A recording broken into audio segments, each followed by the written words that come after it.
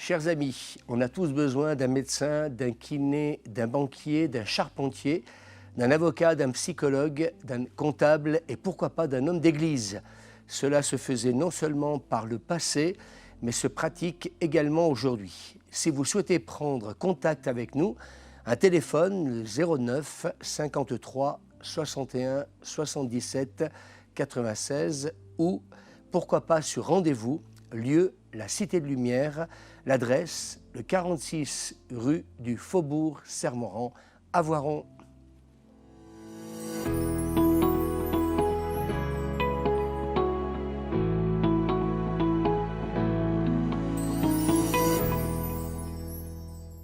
Voilà, bonsoir à tous. Nous sommes très heureux de nous retrouver. Nous avions abordé vendredi passé un thème qui parlera à tout le monde, une vie de couple épanouie.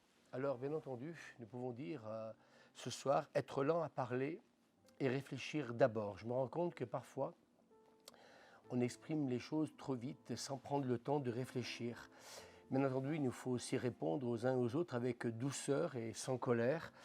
Et puis, je crois que parfois, on n'est pas assez clair quand on s'exprime. Donc, il faut surtout essayer de chercher à comprendre le point de vue donc, de la personne avec qui nous communiquons, avoir aussi, parfois aussi, la liberté. Et je me suis rendu compte que parfois, les gens ont peur de dire non.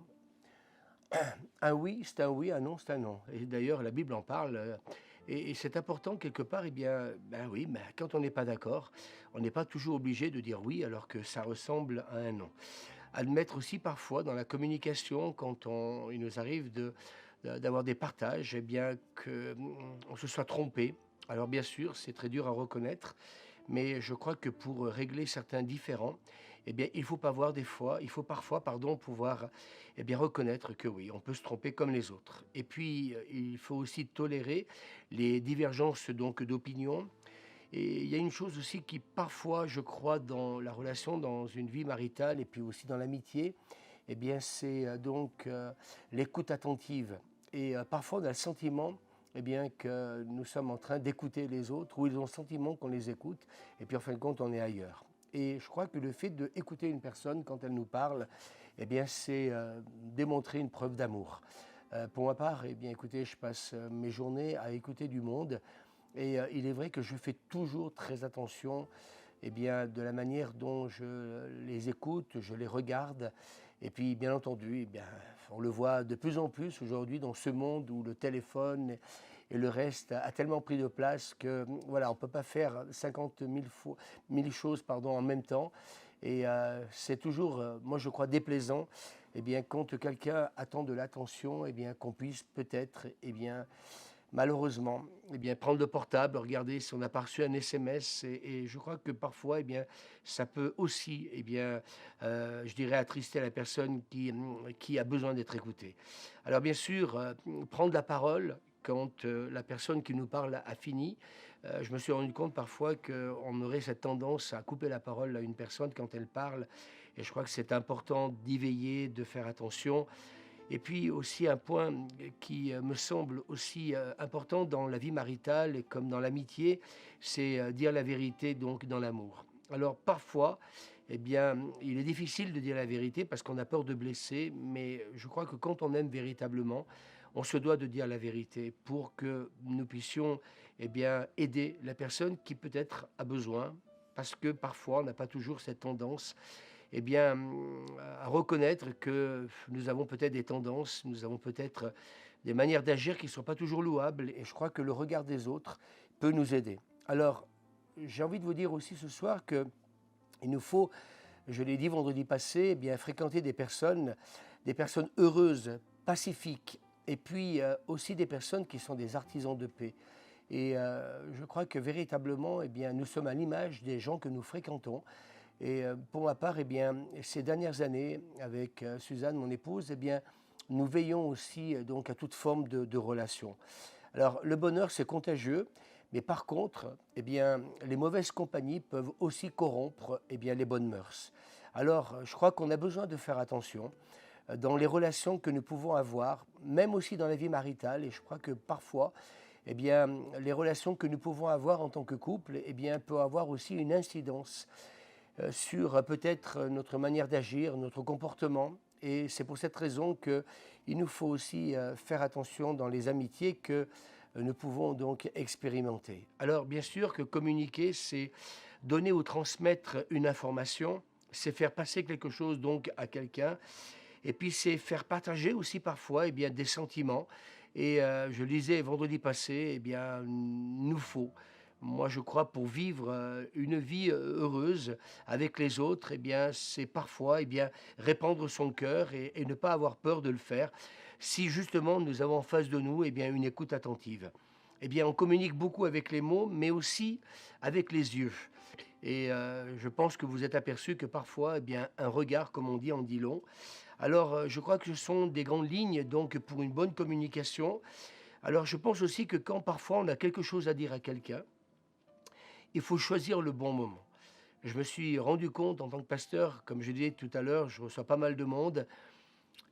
Parfois, voilà, nous disons les choses alors qu'il aurait été peut-être préférable d'attendre le bon moment pour le faire. Bien entendu, parler avec une personne quand parfois les relations ne sont pas faciles, faire attention de ne pas élever la voix, et puis bien sûr prendre du temps aussi quand nous abordons un sujet important avec son conjoint ou avec des amis, c'est accorder du temps. Accorder du temps parce que parfois on engage des conversations et le temps nous manque. Il aurait peut-être, je pense, été plutôt favorable d'attendre justement un temps important, quitte à peut-être à s'inviter à manger, quitte à prendre une matinée ou une après-midi. Et je pense que pour des choses importantes, des fois on a bâclé je dirais un partage parce que tout simplement on voulait en 2 minutes dire quelque chose ou peut-être il aurait fallu peut-être 1 heure et voire plus. Bien entendu, dans la vie maritale, il faut être transparent. Il ne faut pas se laisser, submerger par les émotions. Et puis aussi, se rappeler aussi une règle élémentaire dans la communication. Bien sûr, c'est d'éviter, surtout quand nous traversons peut-être un moment difficile avec son conjoint, bien sûr, de crier, insulter, menacer, pleurer.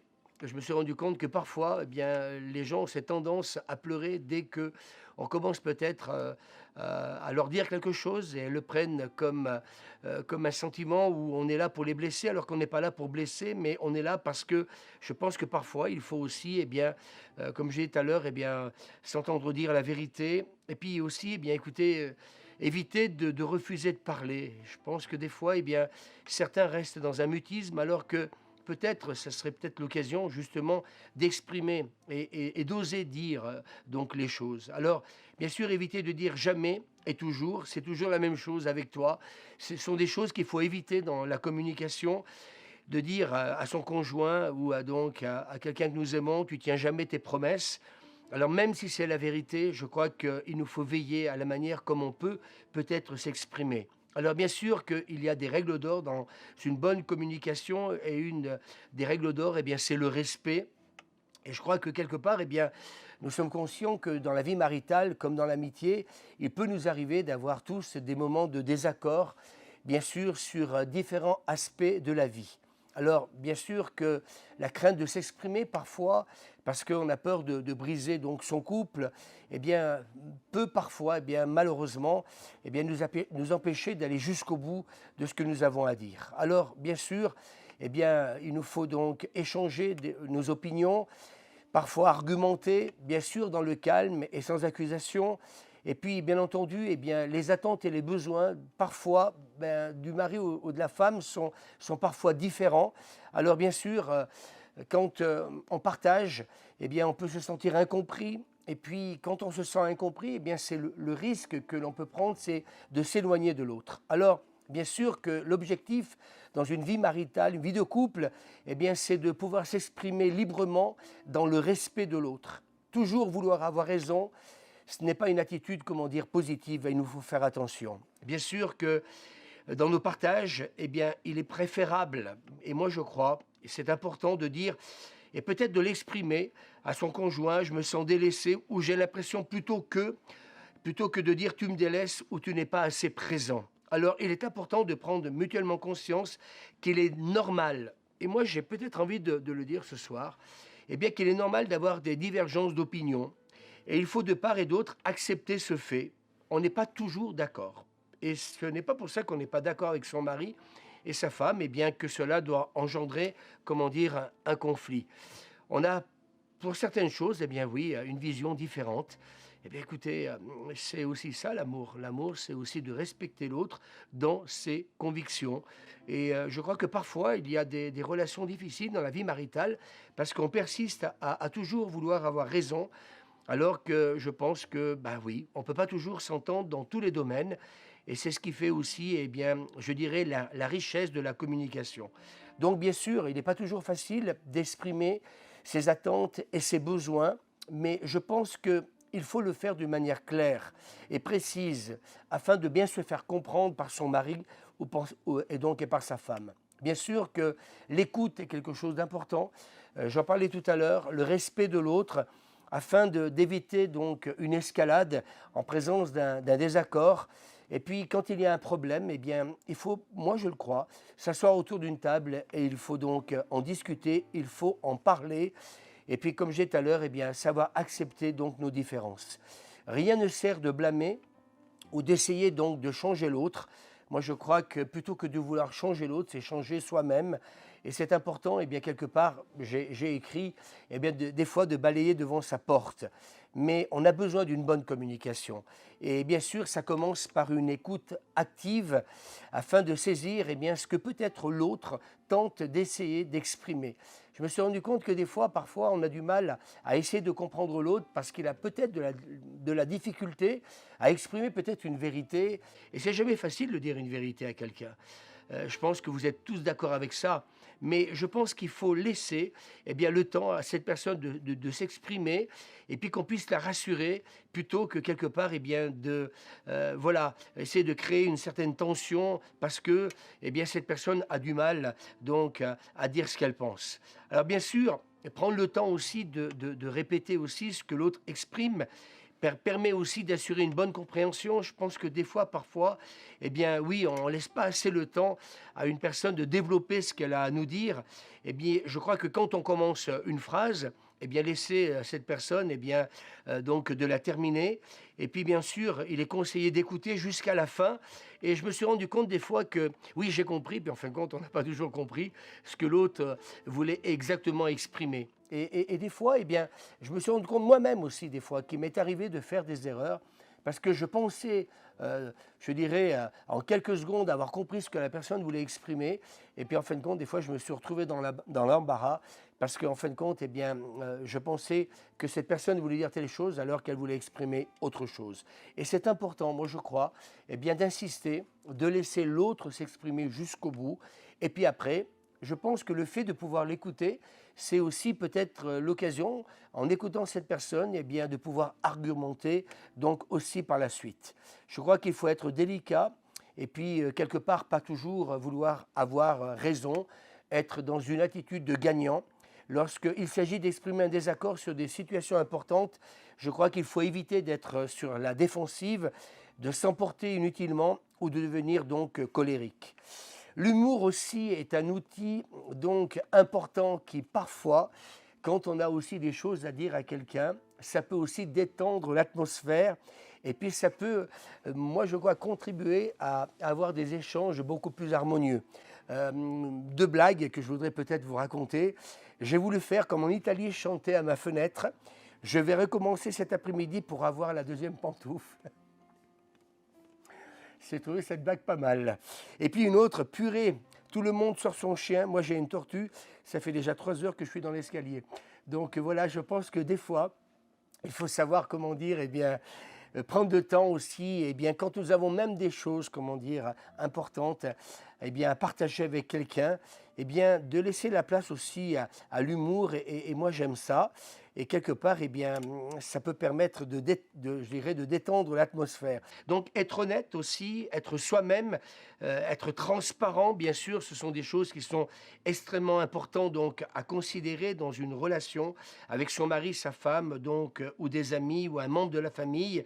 Et bien entendu, eh bien, il faut maintenir toujours eh bien, la porte ouverte pour une bonne communication dans le couple. Être honnête envers soi-même et envers l'autre permet aussi de pouvoir exprimer aussi donc de véritables sentiments. Et puis, je dirais aussi que dans la vie maritale, il faut donc éviter de se mentir ou d'inventer des histoires. Je crois qu'il faut être honnête dans une vie maritale. Et puis, des besoins non exprimés ou des frustrations dissimulées trop longtemps, eh bien, ils finiront tôt ou tard, à un moment donné, de revenir donc à la surface. Alors, bien sûr qu'il peut y avoir des désaccords, comme je disais tout à l'heure, mais on a besoin quelque part de considérer que, eh bien, il faut toujours conserver, eh bien, un lien affectif parce que c'est ça qui va nous permettre de rester dans l'unité et puis de continuer de se manifester mutuellement donc un véritable attachement. Il faut aussi garder en tête qu'être en couple, c'est aussi, eh bien, s'aimer et aussi se soutenir. Et je crois que parfois, eh bien, c'est quelque chose qui est négligé. Et parfois, eh bien, peut-être que le mari a besoin du soutien de sa femme et vice-versa. Et je crois que c'est ça une véritable relation amoureuse. Eh bien, c'est, comment dire, rester à l'écoute de l'autre et puis rester donc à ses côtés. Et puis bien sûr, toujours rester, eh bien, comment dire, positif. Et malheureusement, je me rends compte que parfois, on est toujours en train de regarder ce qui ne va pas. Mais le but de la vie maritale, c'est toujours de chercher eh bien, à ce que l'autre puisse s'épanouir. Nous sommes des êtres relationnels et les relations se construisent donc et cela prend du temps. Bien sûr, on ne peut pas ignorer que si on veut un mariage épanoui, eh bien, il faut aussi eh bien, nous améliorer dans notre façon de communiquer. Et je crois que quelque part, eh bien, ça aussi, donc, cela peut s'apprendre. Bien sûr qu'une mauvaise communication peut aussi ruiner, comment dire, un mariage. Alors voici quelques conseils pratiques pour avoir une meilleure communication dans notre mariage. C'est, comme j'ai dit tout à l'heure, c'est vouloir écouter davantage. J'aime beaucoup ce verset dans la Bible, c'est l'apôtre Jacques qui dira, eh bien, ainsi que tout homme soit prompt à écouter, lent à parler et lent à se mettre donc en colère. Donc prompt à écouter et lent à parler. J'aime beaucoup ce verset, j'ai beaucoup appris à travers ce verset. Bien sûr que, eh bien, il nous faut apprendre donc à écouter et je crois que c'est quelque chose, eh bien, qui, qui doit, moi je crois, faire partie aussi je dirais, de notre compréhension pour que véritablement, eh bien, on puisse permettre aux autres de s'exprimer. Alors bien sûr, ça demande du temps, de l'attention, de la considération, du respect, je disais donc tout à l'heure. Et puis bien souvent, nous nous parlons eh bien, sans aussi nous écouter. Alors parce que souvent on est trop occupé, pendant que l'autre parle, eh bien, on peut chercher parfois à avoir des arguments pour défendre notre cause. On veut toujours avoir le dernier mot et je crois que quand on cherche à avoir les derniers mots, eh bien, cela va rendre donc un échange inefficace. Alors écoutons plus et choisissons, j'insiste, le bon moment. Je crois que parfois, dans la vie maritale, les relations sont difficiles et je l'ai dit tout à l'heure, mais je vais le redire, c'est qu'on ne choisit pas le bon moment pour pouvoir donc partager. L'Ecclésiaste, dans l'Ancien Testament, dira « Il y a un temps pour tout, un temps pour toute chose, un temps pour se taire et un temps pour parler. » Et je crois que quand on est dans la colère, il est peut-être préférable eh bien, de faire le choix de se taire plutôt que de parler avec son conjoint ou un ami ou un membre de la famille. Dans le livre des Proverbes, aussi dans l'Ancien Testament, chapitre 15, eh bien, il nous est dit « Il y a de la joie pour un homme dans la réponse de sa bouche, et une parole dite en son temps, combien elle est bonne. » J'aime beaucoup donc ce verset de la Bible. Alors, n'essayons pas de régler des problèmes majeurs quand l'autre est distrait aussi. Et parfois, eh bien, par expérience, je peux dire qu'on ne peut pas toujours faire deux choses en même temps. On ne peut pas écouter quelqu'un et faire autre chose aussi en même temps. Et je crois que si nous voulons être appréciés par les autres, eh bien, il nous faut aussi comprendre cela. Alors, bien sûr que tout le monde a besoin d'être aimé, a besoin d'être apprécié, a besoin d'être donc reconnu. Et puis, bien sûr, eh bien, parfois dans le mariage, eh bien, un des conjoints parle de ce qu'il n'aime pas. Et c'est terrible. Je crois que on ferait mieux peut-être de s'attarder sur les choses qui sont, comment dire, positives et qui nous unissent, plutôt que de toujours, eh bien, avoir peut-être, eh bien, une parole qui n'est pas toujours, eh bien, juste dans, je dirais, la communication. Alors, bien sûr, il y a aussi quelque chose, eh bien, qu'il ne faut jamais critiquer son conjoint, surtout devant les autres. Et je crois que c'est important, c'est quelque chose que pour ma part, moi je veille dans notre vie maritale avec ma femme. Alors bien sûr, quand on a quelque chose à dire, eh bien, il ne faut jamais, comment dire, eh bien, s'attaquer à la personne, à notre conjoint. Il ne s'agit pas de critiquer, Parce que si on critique, je dirais, un des conjoints devant les autres, eh bien sûr, nous allons être sur la défensive. Et puis malheureusement, eh bien, ça va appauvrir donc notre échange. Soyons conscients de nos différences. Et j'ai appris, eh bien, dans la vie maritale, eh bien, que oui, ma femme est différente. Et heureusement d'ailleurs. Et je crois qu'on a besoin de comprendre ça. Et parfois, on aimerait peut-être toujours être en accord sur tout ou être identique, alors que l'homme et la femme sont deux êtres différents. Alors bien sûr qu'une femme, elle est beaucoup plus délicate que l'homme.